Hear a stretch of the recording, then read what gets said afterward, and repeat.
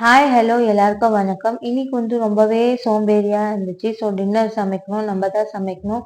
So என்ன சமைக்கலான்னு பார்க்கும்போது தான் உருளைக்கிழங்கு பார்த்தேன். ஸோ அதை நல்லா தோல் சீவிட்டு பொடியா கட் பண்ணிட்டு வாஷ் பண்ணி வச்சுட்டு ஒரு பேன்ல எண்ணெய் ஊற்றிட்டு சீரகம் கொஞ்சோண்டு போட்டுட்டு நம்ம அரிஞ்சு வச்ச உருளைக்கிழங்கு எல்லாமே அதில் சேர்த்துட்டு இப்படி ஒரு திருப்பு அப்படி ஒரு திருப்பு திருப்பிட்டு நம்மளுக்கு தேவையான அளவுக்கு சால்ட் அதில் போட்டுட்டு திருப்பி கிண்டி விட்டுக்கலாம். அதுக்கப்புறம் கொஞ்சமா மஞ்சத்தூள் ஆட் பண்ணுங்க. இதுல நிறைய பேர் சில்லி யூஸ் பண்ணுவாங்க, ரெட் சில்லி. நான் இதுல சாம்பார் மிளகாய் தூளி தான் போட்டிருக்கேன். ஏன்னா காரம் கொஞ்சம் கம்மியா இருக்கணும்னு.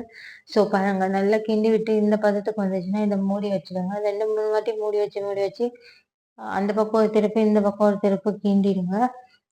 நீங்க ஸ்பூன்ல இந்த மாதிரி எடுக்கும்போது இந்த பதத்துக்கு வந்துச்சுன்னா உருளைக்கிழங்கு நல்லா வெந்துச்சுன்னு அர்த்தம்.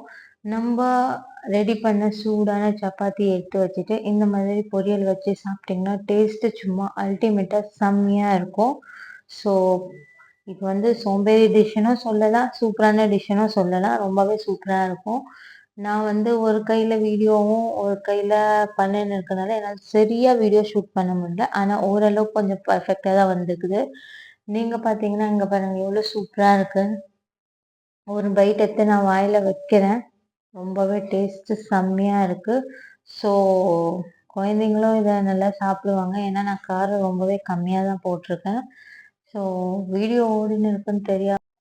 நான் இன்னொரு பைட்டும் எடுத்து வைக்கிறேன். எல்லாரும் என்ன மன்னிச்சிடுங்க. இந்த வீடியோ உங்களுக்கு பிடிச்சிருந்தா லைக், ஷேர், சப்ஸ்கிரைப் பண்ணுங்க. நெக்ஸ்ட் வீடியோவில் பார்க்கலாம். Tata, bye bye.